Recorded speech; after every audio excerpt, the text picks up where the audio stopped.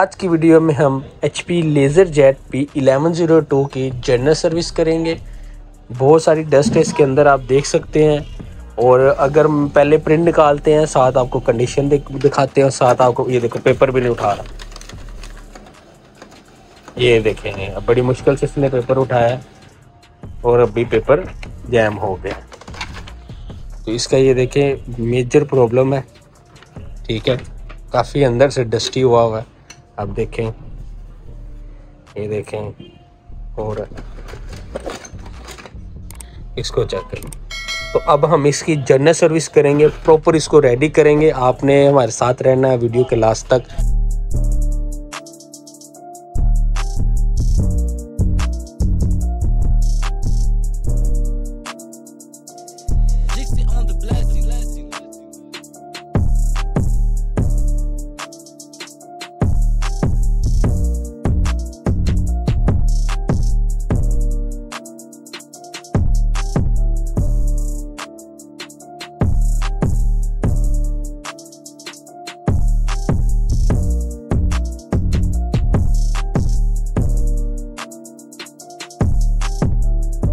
Formatter card उतारेंगे, इसके नीचे केबल्स हैं फ्यूज़र यूनिट की, उसको हमने ओपन करना है और फ्यूज़र यूनिट को ये टेफ्लॉन को ग्रीस करनी है।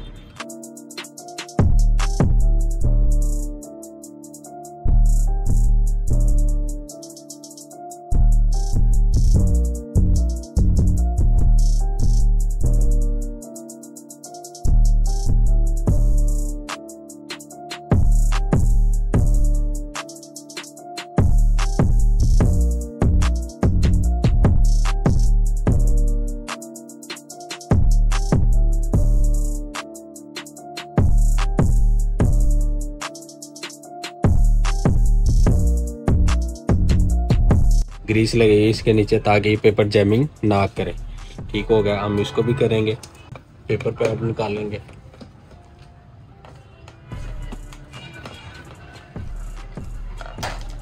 पेपर पैड भी निकाल लिया। स्पीकर ओपन करेंगे हम माइनस पेचकस की पोर्ट में। ठीक हो गया, ये देखें, इसको हमने रिप्लेस करना है, ये पेपर नहीं उठा रहा। इसका स्कैनर हम निकालेंगे।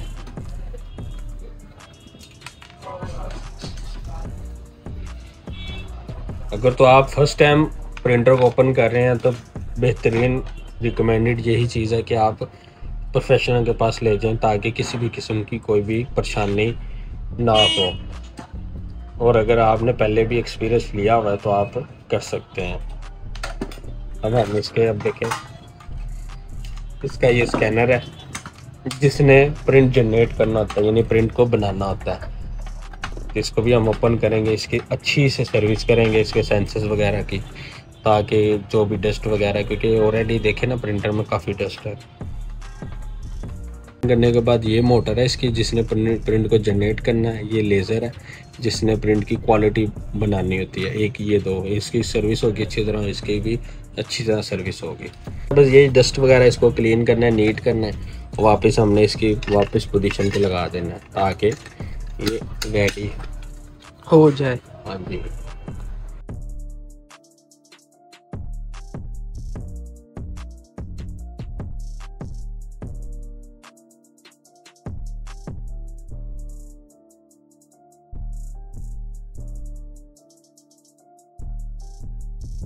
हमने इसको साफ करना है और इसकी रबड़ चेंज करनी है। पेपर पिकर अगर पूरा हुआ तो पूरा पेपर पिकर रिप्लेस कर देंगे, अगर रबड़ हुई तो रबड़ रिप्लेस हो जाएगी।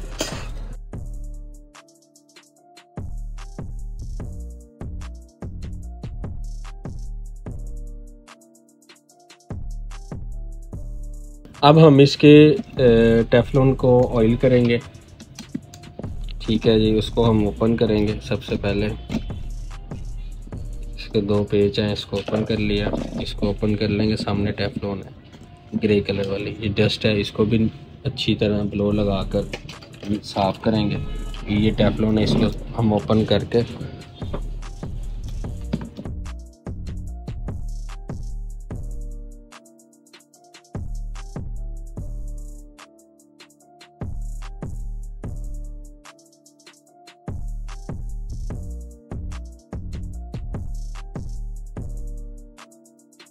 ये देखो, ये इधर ना ग्रीस लगती है, ये भी नीट करके अच्छी तरह इसको साफ करके हम इसमें नई लगा देंगे। ये अक्सर होता है कि पेपर ना ऊपर जैम करने लग जाता है, तो इस वजह से होता है। पहली बात है, टेफ्लॉन ख़राब हो जाती है ज़्यादा यूजिंग हो तो फिर उसके बाद ये ग्रीस लगती है। और अगर ज़्यादा यूजिंग ना हो फिर भी वो जैम कर रहा है, तो इसका मतलब ये है कि ये अंदर ये टेफ्लॉन के अंदर जो ग्रीस लगती है ना, उसमें इशू आया है।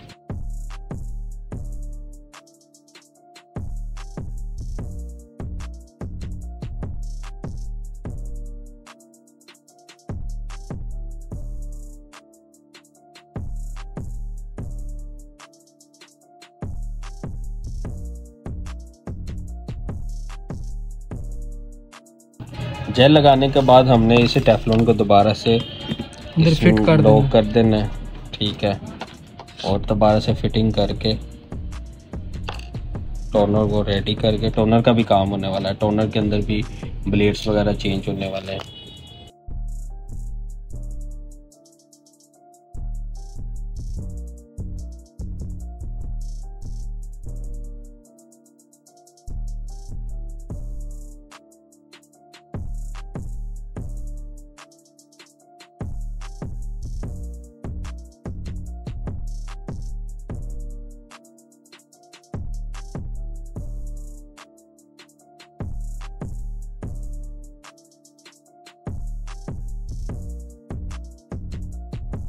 ने इसको ये जो निकाली थी हमने इसमें वापस लगा देनी है, ठीक होगा।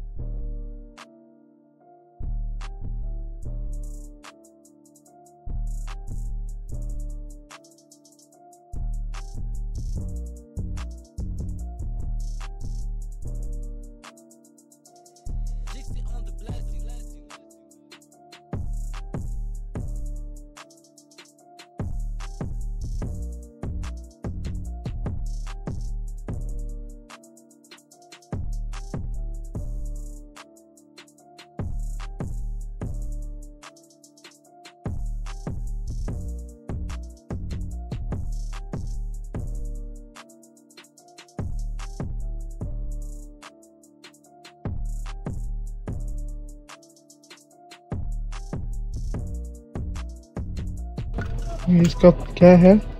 4 मीटर कार्ड है ये। अब हम इसको फिक्स करेंगे, सॉरी ये मैं बताना भूल गया था। इसको फिक्स करके ही प्रिंट निकलेगा, अदरवाइज प्रिंट नहीं निकलेगा।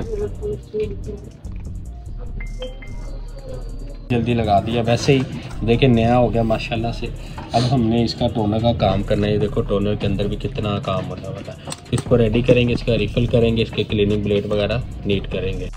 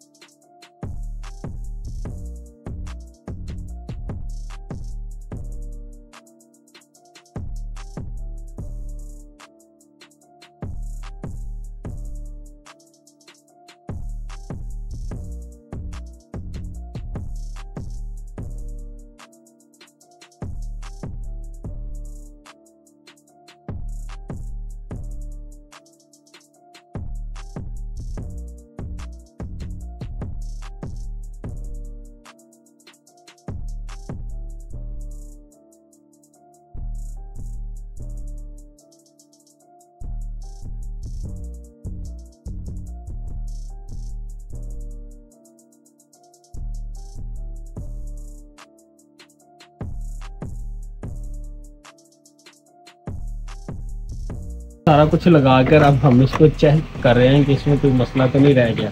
अगर कोई इशू होगा तो हम मज़ीद इसको हल कर लेंगे, लेकिन अब मुझे लगता है क्लियर हो गया बिल्कुल। चलिए टोनर भी रेडी हो गया, मशीन भी, अब देखो पेपर भी उठा रहा है और माशाल्लाह से प्रिंट भी सही है। ये देखो बेहतरीन प्रिंट है। पहले क्या प्रिंट आ रहा था, पहले तो कुछ भी नहीं था, ये आ रहा था, ये पेज था, और अब ये देखो पहले ये था ये वाला, अब ये है। माशाल्लाह से बेहतरीन हो गया, रेडी हो गया बेहतरीन। अब हम इसको मशीन को पैक करेंगे और इसकी जो नीट है ना इसको करेंगे ताकि मज़ीद अच्छा लगे और ये रेडी हो जाएगा।